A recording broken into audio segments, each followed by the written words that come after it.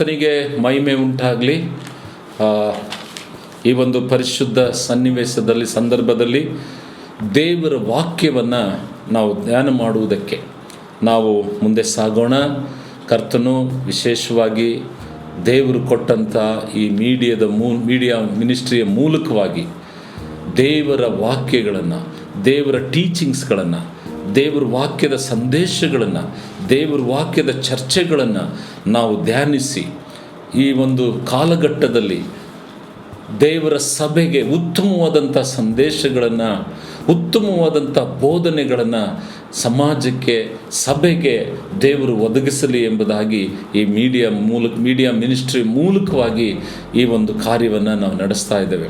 ಹಾಗಾಗಿ ಮೊದಲನೇದಾಗಿ ಹಲವಾರು ಟೀಚಿಂಗ್ಸ್ಗಳನ್ನು ಈ ಮೂಲಕವಾಗಿ ಸಭೆಗೆ ಸತ್ಯವಾಕ್ಯವನ್ನು ಕೊಡಬೇಕೆಂಬ ಉದ್ದೇಶದಿಂದ ಮಾತ್ರವಲ್ಲ, ಅನೇಕ ಸೇವೆ ಮಾಡುವ ದೇವ ಸೇವಕರಿಗೆ, ಅನೇಕ ಸಭೆಯ ಮಕ್ಕಳುಗಳಿಗೆ ದೇವರು ಈ ವಾಕ್ಯಗಳು ಅನುಕೂಲವಾಗಿರಬೇಕೆಂಬುದಾಗಿ ನಾವು ಒಂದು ಟೀಚಿಂಗನ್ನು ಈ ಒಂದು ಮೀಡಿಯಾ ಮೂಲಕವಾಗಿ ಕೊಡಬೇಕೆಂಬ ಉದ್ದೇಶದಿಂದ ನಾವು ಪ್ರಾರಂಭ ಮಾಡಿಕೊಂಡಿದ್ದೇವೆ.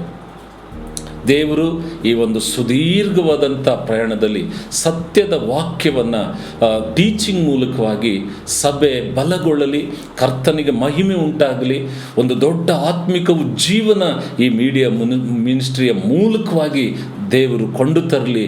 ಅದಕ್ಕಾಗಿ ಇದರೆಲ್ಲದರ ಮೂಲಕ ದೇವರಿಗೆ ಮಹಿಮೆ ಆಗಲಿ ಎಂಬುದಾಗಿ ನಾನು ಭಾವಿಸ್ತೇನೆ. ಕರ್ತನ ನಾಮಕ್ಕೆ ಮಹಿಮೆ ಆಗಲಿ. ನೀವೆಲ್ಲರೂ ಕೂಡ ಬೇತೇಲ್ ಮಿನಿಸ್ಟ್ರಿಯನ್ನು ನೀವೆಲ್ಲರೂ ಆಶೀರ್ವದಿಸಬೇಕೆಂಬುದಾಗಿ, ಪ್ರಾರ್ಥಿಸಬೇಕೆಂಬುದಾಗಿ ಕೂಡ ನಾನು ಕೇಳಿಕೊಳ್ತೇನೆ. ಈ ಸಂದರ್ಭದಲ್ಲಿ ನಾವು ದೇವರ ವಾಕ್ಯವನ್ನು ಧ್ಯಾನ ಮಾಡೋಣ. ಈ ಧ್ಯಾನಕ್ಕಾಗಿ ನಾನು ತೆಗೆದುಕೊಂಡಿರುವಂಥ ಒಂದು ಸಬ್ಜೆಕ್ಟು ದೇವರ ಪ್ರೀತಿ.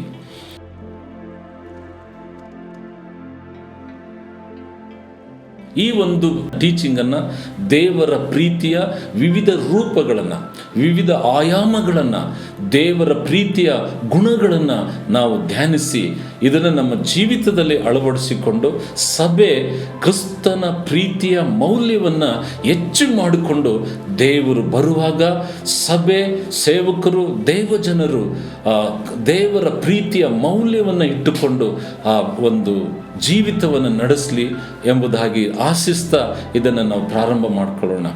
ಇದು ಈ ಒಂದು ಟೀಚಿಂಗು ನಿಮ್ಮೆಲ್ಲರಿಗೂ ಆಶೀರ್ವಾದವನ್ನು ತರಲಿ ಎಂಬುದಾಗಿ ನಾನು ಭಾವಿಸ್ಕೊಳ್ತೇನೆ. ಬನ್ನಿರಿ, ನಾವು ದೇವರ ಪ್ರೀತಿಯ ಕುರಿತಾಗಿ ಧ್ಯಾನ ಮಾಡೋಣ. ಈಗಿನ ಒಂದು ವಿಶೇಷವಾಗಿ ನಾನು ತೆಗೆದುಕೊಂಡಂಥ ಶೀರ್ಷಿಕೆ ದೇವರ ಪ್ರೀತಿ. ದೇವರ ಪ್ರೀತಿಯ ಕುರಿತಾಗಿ ಸತ್ಯವೇದ ಬಹಳ ಸುಂದರವಾಗಿ ಕೊಡಲ್ಪಟ್ಟಿದೆ. ದೇವರ ನಾಮಕ್ಕೆ ಮಹಿಮೆ ಉಂಟಾಗಲಿ. ನಾವು 1 ಯೋಹಾನನ ಪತ್ರಿಕೆಯಲ್ಲಿ ನಾವು ನೋಡುವಾಗ 4ನೇ ಅಧ್ಯಾಯ 7ನೇ ವಚನವನ್ನು ನಾವು ನೋಡುವಾಗ ವಾಕ್ಯದಲ್ಲಿ ಬರೆಯಲ್ಪಟ್ಟಿದೆ, ಪ್ರೀತಿಯು ದೇವರಿಂದಾಗಿದೆ ಎಂಬುದಾಗಿ. ದೇವರ ನಾಮಕ್ಕೆ ಮಹಿಮೆ ಆಗಲಿ. 14ನೇ ವಚನದಲ್ಲಿ ಹೀಗೆ ಬರೆಯಲ್ಪಟ್ಟಿದೆ, ದೇವರು ಪ್ರೀತಿ ಸ್ವರೂಪಿಯಾಗಿದ್ದಾನೆ ಎಂಬುದಾಗಿ. ದೇವರು ಪ್ರೀತಿ ಸ್ವರೂಪಿ ಆಗಿರುವುದರಿಂದ ದೇವರ ಪ್ರೀತಿ ಮಾನವ ಕುಲಕ್ಕೆ ಉಂಟಾಗಬೇಕೆಂಬುದು ದೇವರ ಯೋಜನೆಯಾಗಿದೆ. ದೇವರ ನಾಮಕ್ಕೆ ಮಹಿಮೆ ಆಗಲಿ. ನಾವು 9ನೇ ವಚನವನ್ನು ನೋಡುವುದಾದರೆ ಅಲ್ಲಿ ಹೀಗೆ ಬರೆಯಲ್ಪಟ್ಟಿದೆ, ದೇವರು ತನ್ನ ಒಬ್ಬನೇ ಮಗನನ್ನು ನಾವು ಆತನ ಮೂಲಕ ಜೀವಿಸುವುದಕ್ಕಾಗಿ ಲೋಕಕ್ಕೆ ಕಳಿಸಿಕೊಟ್ಟದರಲ್ಲಿಯೇ ದೇವರ ಪ್ರೀತಿಯು ನಮ್ಮಲ್ಲಿ ಪ್ರತ್ಯಕ್ಷವಾಗಿದೆ. ದೇವರ ನಾಮಕ್ಕೆ ಮಹಿಮೆ ಆಗಲಿ. ದೇವರು ಎಷ್ಟು ಒಳ್ಳೆಯವನು. ನಾವೆಲ್ಲರೂ ಕೂಡ ದೇವರ ಪ್ರೀತಿಯಲ್ಲಿ ಜೀವಿಸಬೇಕು ಅನ್ನುವುದಕ್ಕಾಗಿಯೇ ದೇವರು ನಮ್ಮನ್ನು ಪ್ರೀತಿ ಮಾಡಿದರು. ಯೋಹಾನ್ ಬರೆದ ಸುವಾರ್ತೆ 16ನೇ ಅಧ್ಯಾಯ 3ನೇ ವಚನ, ದೇವರು ಲೋಕದ ಮೇಲೆ ಎಷ್ಟೋ ಪ್ರೀತಿಯನ್ನಿಟ್ಟು ತನ್ನ ಒಬ್ಬನೇ ಮಗನನ್ನು ಕೊಟ್ಟನು, ಆತನನ್ನು ನಂಬುವ ಒಬ್ಬನಾದರೂ ನಾಶವಾಗದೆ ಎಲ್ಲರೂ ನಿತ್ಯ ಜೀವವನ್ನು ಹೊಂದಬೇಕೆಂಬುದಕ್ಕಾಗಿ ತನ್ನ ಯೇಸು ಕ್ರಿಸ್ತನನ್ನು ದೇವರು ನಮಗೋಸ್ಕರವಾಗಿ ಪರಲೋಕದಿಂದ ಮಾನವನಾಗಿ ಈ ಲೋಕಕ್ಕೆ ಇಳಿದು ಬಂದನು. ಯಾಕಾಗಿ ಇಳಿದು ಬಂದಿದ್ದಾನೆಂದರೆ, ನಾವು ಆತನನ್ನು ಸ್ವೀಕರಿಸಿಕೊಂಡು ಆತನಲ್ಲಿರುವ ಪರಲೋಕದ ದೇವರ ಪ್ರೀತಿಯನ್ನು ನಮ್ಮ ಜೀವಿತದಲ್ಲಿ ಅಳವಡಿಸಿಕೊಂಡು ನಾವೆಲ್ಲರೂ ಯೇಸು ಕ್ರಿಸ್ತನಿಗಾಗಿ ಜೀವಿಸಬೇಕೆಂಬುದಕ್ಕೋಸ್ಕರವಾಗಿ ದೇವರು ಈ ಲೋಕಕ್ಕೆ ಬಂದನು. ಆತನನ್ನು ನಂಬುವ ನಾವು ರಕ್ಷಣೆ ಹೊಂದಿ ನರಕಕ್ಕೆ ಪಾಪ ಕ್ಷಮಾಪಣೆಯನ್ನು ಪಡ್ಕೊಂಡು ನಿತ್ಯ ಜೀವವನ್ನು ಹೊಂದಬೇಕೆಂಬುದಕ್ಕೋಸ್ಕರ ಯೇಸು ಕ್ರಿಸ್ತನು ಈ ಲೋಕಕ್ಕೆ ಬಂದನು. ಪ್ರಿಯರೇ, ಯೇಸು ಕ್ರಿಸ್ತನು ಬರುವಾಗ ಹಲವಾರು ಆಶೀರ್ವಾದಗಳನ್ನು ಆತನು ಈ ಭೂಮಿಗೆ ತಂದನು. ಅದರಲ್ಲಿ ಒಂದು ಆಶೀರ್ವಾದ, ದೇವರ ಪ್ರೀತಿಯನ್ನು ಈ ಭೂಮಿಗೆ ಪರಿಚಯಿಸಬೇಕೆಂಬುದಾಗಿ ದೇವರು ಇಚ್ಛಿಸಿದನು. ನಾವೆಲ್ಲರೂ ಯೇಸು ಕ್ರಿಸ್ತನನ್ನು ಹೊಂದಿಕೊಂಡು ಜೀವಿಸಬೇಕು. ಯೇಸು ಕ್ರಿಸ್ತನಿಗಾಗಿ ನಾವು ಜೀವಿಸಬೇಕು ಅನ್ನೋದು ದೇವರ ಉದ್ದೇಶ. ಯಾವ ಥರ ಜೀವಿಸಬೇಕು? ಆತನು ತಂದಿರುವಂಥ ಪರಲೋಕದಿಂದ ತಂದಿರುವ ಆ ದೇವರ ಪ್ರೀತಿಯಲ್ಲಿ ನಾವು ಜೀವಿಸಬೇಕಂತ. ಯಾರು ಯೇಸು ಸ್ವಾಮಿಯನ್ನು ನಂಬುತ್ತಾರೆ, ಯಾರು ಯೇಸು ಸ್ವಾಮಿಯನ್ನು ನಮ್ಮ ಜೀವಿತದಲ್ಲಿ ಸ್ವೀಕರಿಸ್ತಾರೆ, ಅವರ ದೇಹವು ದೇವಾಲಯವಾಗಿ ಮಾರ್ಪಡ್ತದೆ. ಈ ದೇಹವೆಂಬ ಆಲಯದಲ್ಲಿ ಯೇಸು ಕ್ರಿಸ್ತನನ್ನು ನಂಬಿ ಸ್ವೀಕರಿಸುವಾಗ ದೇವರು ವಾಸ ಮಾಡ್ತಾರೆ. ದೇವರು ಯೇಸು ಕ್ರಿಸ್ತನು ನಮ್ಮೊಳಗೆ ವಾಸ ಮಾಡುತ್ತಾನೆ ಅನ್ನೋದಾದರೆ, ಆತನ ದೇವರ ಪ್ರೀತಿ ನಮ್ಮ ಮಧ್ಯದಲ್ಲಿ, ನಮ್ಮ ಜೀವಿತದಿಂದ ಅದು ಪ್ರಕಾಶಗೊಳಿಸಬೇಕೆಂಬುದಾಗಿದೆ. ಇದು ದೇವರ ಉದ್ದೇಶವಾಗಿದೆ. ಹಾಗಾಗಿ ನಾವು ಇದನ್ನೆಲ್ಲ ಮನಸ್ಸಿನಲ್ಲಿ ನಾವು ಇಟ್ಟುಕೊಂಡವರಾಗಿ, ಹಾಗಾಗಿ ಯೇಸು ಕ್ರಿಸ್ತನಿಗಾಗಿ ನಾನು ಜೀವಿಸ್ತೀನಿ ಅಂದರೆ ನಾನು ಯಾವ ಥರ ಜೀವಿಸಬೇಕು? ಆತನ ಪ್ರೀತಿಯನ್ನು ಪ್ರಕಟಿಸುವುದರ ಮೂಲಕ ನಾನು ಜೀವಿಸಬೇಕೆಂಬುದೇ ದೇವರ ಉದ್ದೇಶ. ಕ್ರಿಸ್ತನ ಪ್ರೀತಿಯನ್ನು ನನ್ನ ಜೀವಿತದಿಂದ ಪ್ರಕಾಶಗೊಳಿಸುತ್ತಾ ಕ್ರಿಸ್ತನಲ್ಲಿ ಐಕ್ಯವಾಗಿ ಜೀವಿಸಿ ಈ ದೇವಾಲಯವನ್ನು ಪ್ರೀತಿಯ ಮೌಲ್ಯದಿಂದ ಬೆಳೆಸಬೇಕೆಂಬುದೇ ದೇವರ ಉದ್ದೇಶವಾಗಿದೆ. ಬನ್ನಿರಿ, ಹಾಗಾದರೆ ದೇವರ ಪ್ರೀತಿಯಲ್ಲಿ ನಮ್ಮಲ್ಲಿ ಪ್ರಕಾಶಪಡಿಸಬೇಕು ಅನ್ನೋದಾದರೆ ನಮಗೆ ದೇವರ ಪ್ರೀತಿಯ ಬಗ್ಗೆ ತಿಳುವಳಿಕೆ, ಪ್ರಕಟಣೆ, ದೇವರ ಪ್ರೀತಿಯ ಅರಿವು ನಮಗೆ ಹೆಚ್ಚಾಗಿ ಬೇಕಾಗಿದೆ. ಆದ ಕಾರಣ ಈ ಪ್ರೀತಿಯನ್ನು ನಾವು ಧ್ಯಾನ ಮಾಡೋಣ. ಹಾಗಾದರೆ ದೇವರ ಪ್ರೀತಿ ಅಂದರೆ ಏನು ಎಂಬುದಾಗಿ. ಪ್ರೀತಿ ಅಂದರೆ ಎರಡು ಪ್ರೀತಿ ಇದೆ.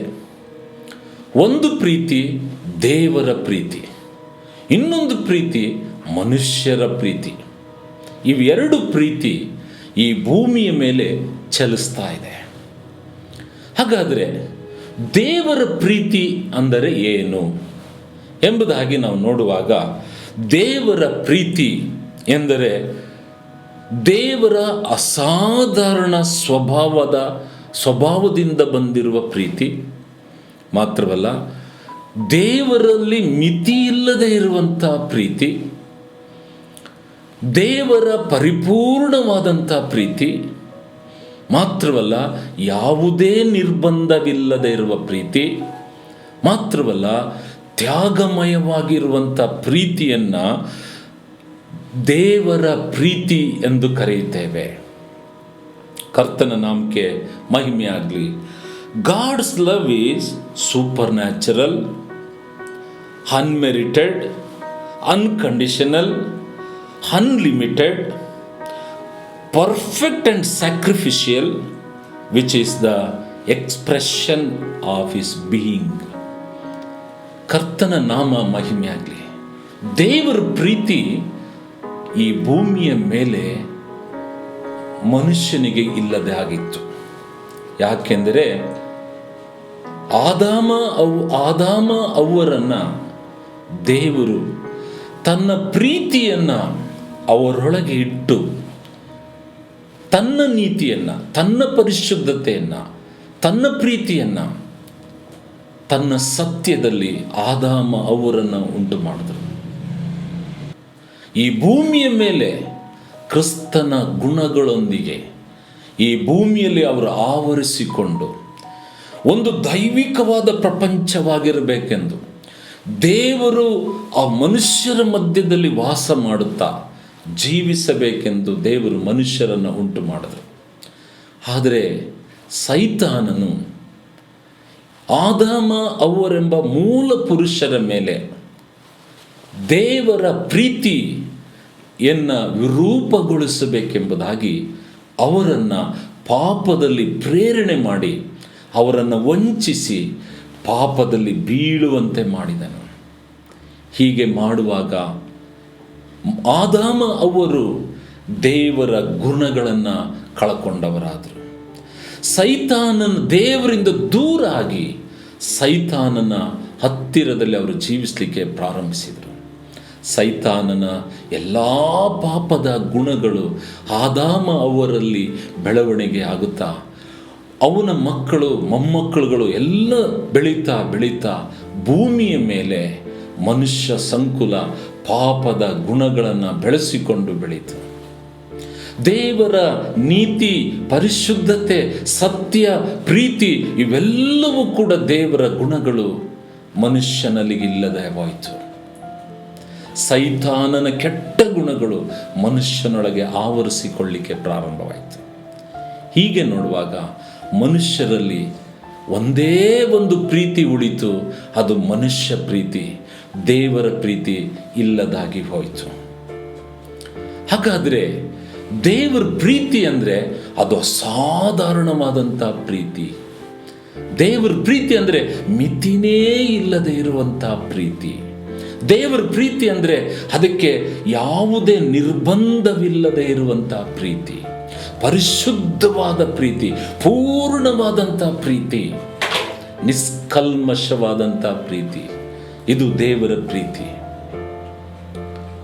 ಈ ಪ್ರೀತಿಯನ್ನು ಯೇಸು ಕ್ರಿಸ್ತನು ಈ ಭೂಮಿಗೆ ಮಾನವನಾಗಿ, ದೇವರು ತಾನೇ ಮಾನವನಾಗಿ ಈ ಭೂಮಿಗೆ ಬರುವುದರ ಮೂಲಕವಾಗಿ ಪರಲೋಕದ ದೈವಿಕ ಪ್ರೀತಿಯನ್ನು ಮನುಷ್ಯರ ಮಧ್ಯದಲ್ಲಿ ತಂದನು. ಪ್ರಿಯರೇ, ಯಾರ್ಯಾರು ಯೇಸುವನ್ನು ಸ್ವೀಕರಿಸುತ್ತಾರೋ, ಯಾರ್ಯಾರು ಯೇಸುವನ್ನು ತಮ್ಮ ಹೃದಯದಲ್ಲಿ ಇಟ್ಟುಕೊಂಡು ಈ ದೇಹವನ್ನು ಆಲಯವಾಗಿ ದೇವರು ವಾಸಿಸುವ ಗರ್ಭಗುಡಿಯಾಗಿ ಮಾಡಿಕೊಳ್ತಾರೋ ಅಲ್ಲಿ ದೇವರ ಪ್ರೀತಿ ನೆಲೆಗೊಳ್ಳುತ್ತದೆ. ದೇವರಿಗೆ ಮಹಿಮೆ ಉಂಟಾಗಲಿ. ಈ ಒಂದು ಪ್ರೀತಿ